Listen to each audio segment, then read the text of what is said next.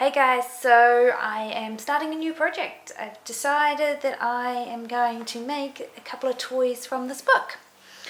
Not too sure entirely which ones I'm going to do, but the first step was to photocopy and enlarge the pages. So it says here to enlarge all the templates by 200%.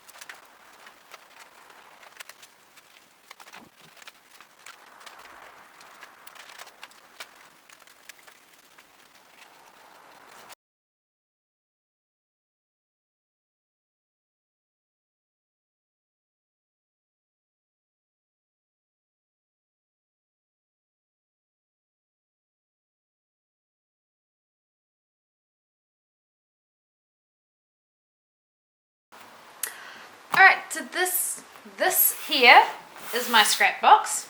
Most of the fabrics in here are smaller than a fat quarter and don't have a project to go to. So let me show you what we've got.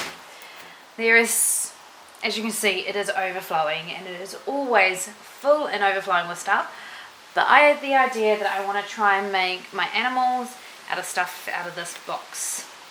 We're going to tip it out, we can have a look, see what we've got and just go for it. Alright, so as you can see, there's tons in here. There are some stuff that straight up I know I would not be using for this project. As you're going to remember, the idea is that we're going to be making a dinosaur and a pig. So I guess first off I'll throw those things away. So we keep scrap pieces of lace as well because quite often we make flowers and bows and stuff like that out of them. Really great, but not for this project. I don't think I'll be looking at any suedes. I want to stick with cottons for this project, so anything that's not a cotton is going to go. I don't want plains either, so anything that's a plain is going to go straight away back in the box, which honestly it's not going to fit back in the box. I know how this works. And anything that's a little bit too heavy, like we've got some really cool fun bits of, you know, cotton canvasy of your sort of fabrics, your heavier decorative fabrics, but they will be going away, so not needed. And same with the brocades, old curtain samples, fun for other projects but not for this one. So yeah, I think that's the easiest and fastest way to start this off, is just eliminating what I don't want.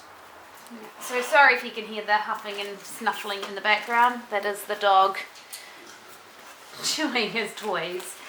It's noisy and annoying, but he likes to be in the same room as me, and if he's not chewing a toy, as you know, he is stealing fabrics.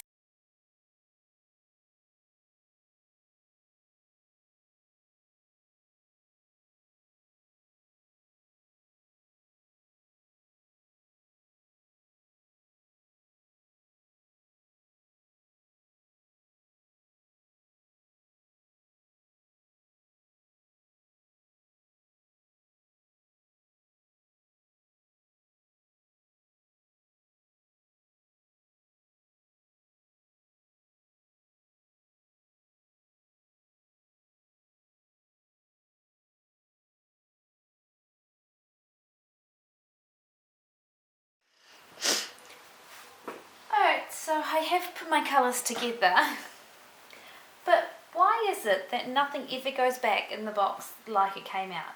Like somehow all of this wasn't here. Alright, so we are all pinned up and we're ready to cut out just like that.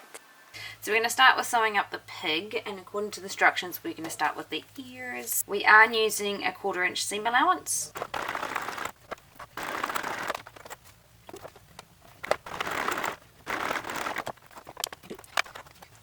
Okay, now that I've got the 2 ears, my next step will be to clip the seams and iron them out. Okay, so we're going to fold the edges in, but it does also say that you can make a little pinch here in the centre just to give a bit more shape to the ear.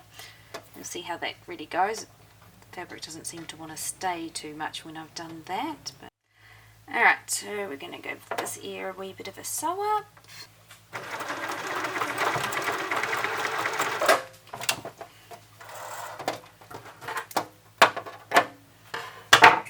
Okay, not sure I'm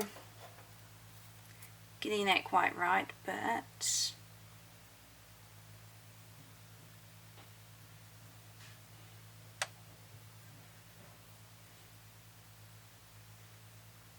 I guess it's always going to look a little bit odd when it's before it's actually in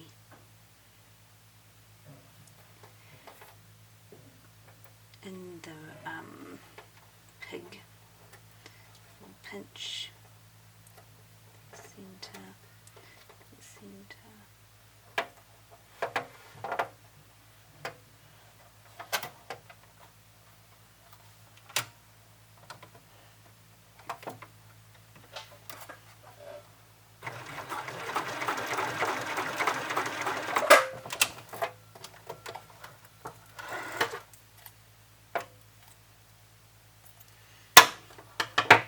These are 2 pig's ears basted. Alright, so the next part is to place the ears on the main body. It says on the right side of the fabric, so we'll start with this guy. We're going to do right sides together and stitch him about 1 inch down. So he's going to go there. And then it just says to baste it in place.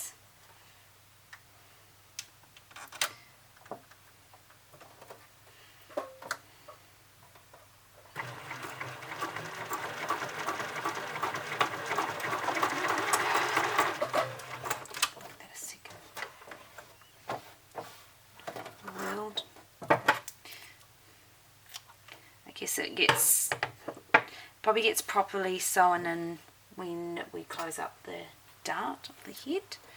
So let's do the same to this side. That's a little ear. About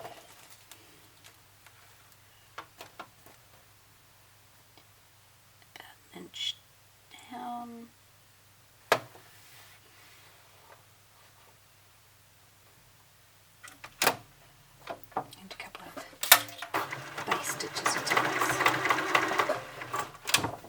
Pull that base stitch afterwards if I need to, so it's not in the way. So yes, so the next step is to close up this dart.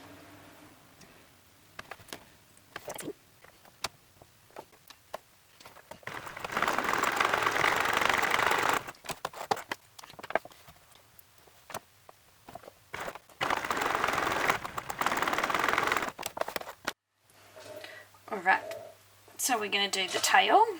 For the tail we're just going to fold it in half and sew up the seams.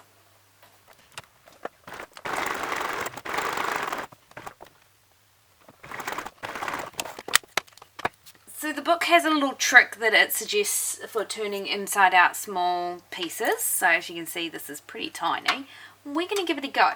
It reckons to use a straw and a wooden, to use a straw on a wooden skewer and put that on and then put the skewer in. I don't have any wooden skewers, but because I have reusable straws, I have this little friend that pushes it in. Well, that cleans it, sorry. So I'm going to see if that works just as much. Not sure if it will, but basically my thought is if I can push the cleaner inside, maybe it would work. Oh, it's not easy, but I think it's doing something. And then I guess you stop it before it gets all the way through, otherwise you're going to get your fabric stuck up there, and pull it back. And it worked! Oh. I'm pretty impressed with that. So next we're getting a pipe cleaner, we're folding it in half and twisting it on itself, because we are going to use the pipe cleaner inside the tail. Just to poke it inside the tail. Alright, so we've got the pipe cleaner right inside the tail.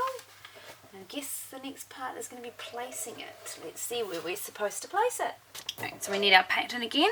So our pattern tells us where we're going to place. A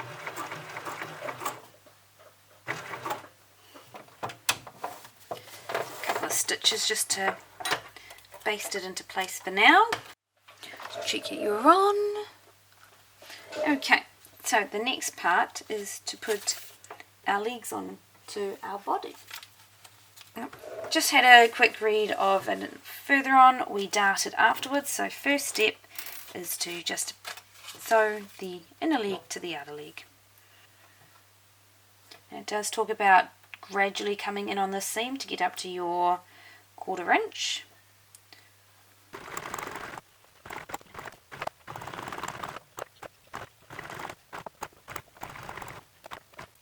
So I'm just lifting the foot slightly and turning the fabric as I go, because it saves it pinching all together and it just being weird seams and the fabric being all crinkled.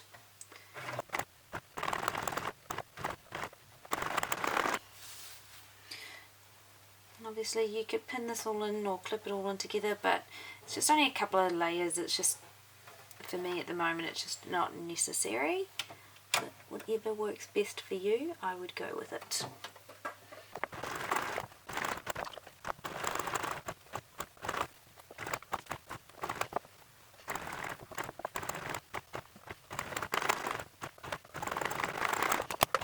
Alright, so those are our two body pieces.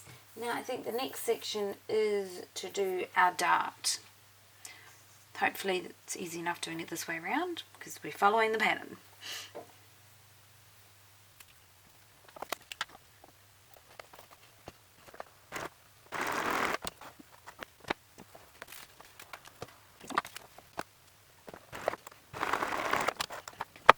So next we are going to sew the body's right side together, but we need to fold this back on itself a wee bit, because we want to sew the right side of the legs to the right side of the leg as well. So I think this part I am going to need to pin in place, because I think otherwise it's too many variables and they'll just get out of control. So hopefully this makes sense. Okay. So it actually gets you to leave the open here in the face. So I guess we're going to start just below the opening seam and we're going to go around. So here goes.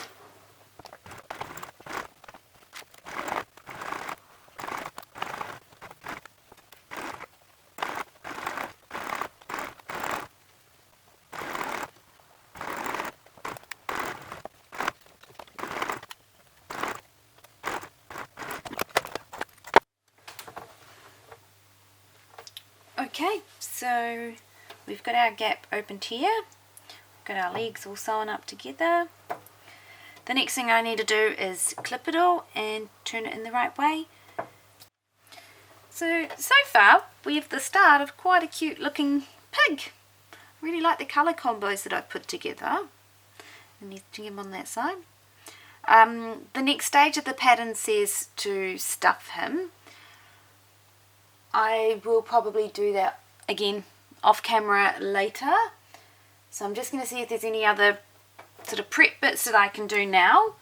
And then we'll get on to doing the same part for the dinosaur that I cut out.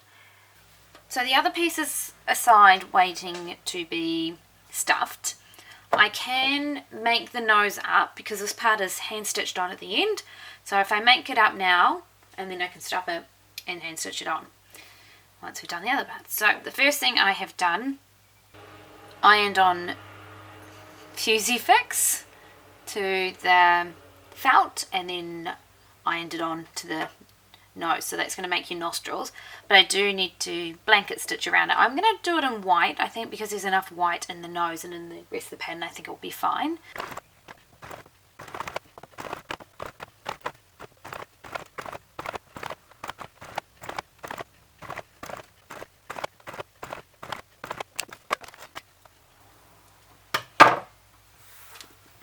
So it's always a little bit harder to do a circle with blanket stitch, but you try to get into the rhythm of when to move.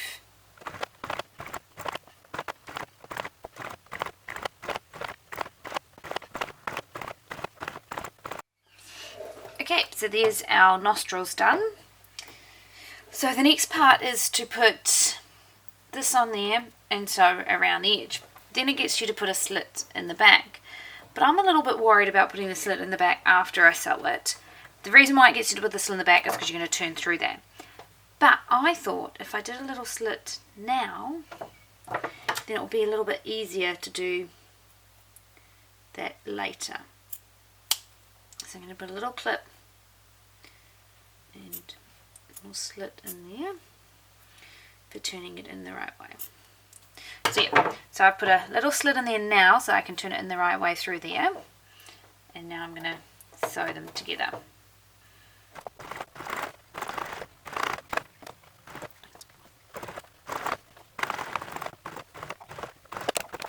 But that's going to be your nose. Okay. And then, assuming we made that little cut earlier, we're going to turn it in the right way through there. Because that bit is the back side of the nose, so it doesn't matter that it has that little slot in there, but it also gives you the little slot to stuff through when we're going to do our stuffing in there. Because the nose is going to be a little bit stuffed. And then the nose is also going to be hand sewn on, so let's see how that goes. I'm just going to get rid of the extra threads. So that would be our little piggy nose, which is pretty cute. So the next step is to get those two stuffed and then to sew that on. I have stuffed up the two main bodies and the little pig's nose. Next I need to make the horns for the dinosaur. So it's interesting how they get you to do the dinosaur horns. They get you to draw the shape onto fabric and then sew up that shape. So that's that line here.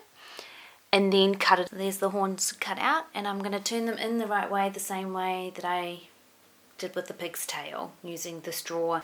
Okay, so I'll show you how I did this again. So you put your fabric on there, then you get something to poke it through, and then slide it off. And there we go. So I'm going to put a little bit of stuffing in the horns. Well, here is them all completed. I'm really happy with the dinosaur.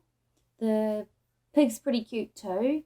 I decided to use buttons for their eyes as they're not going to young children. I think the dinosaur worked out better than the pig, but I'm happy with how they both turned out, and I'll definitely be using some more patterns from this book.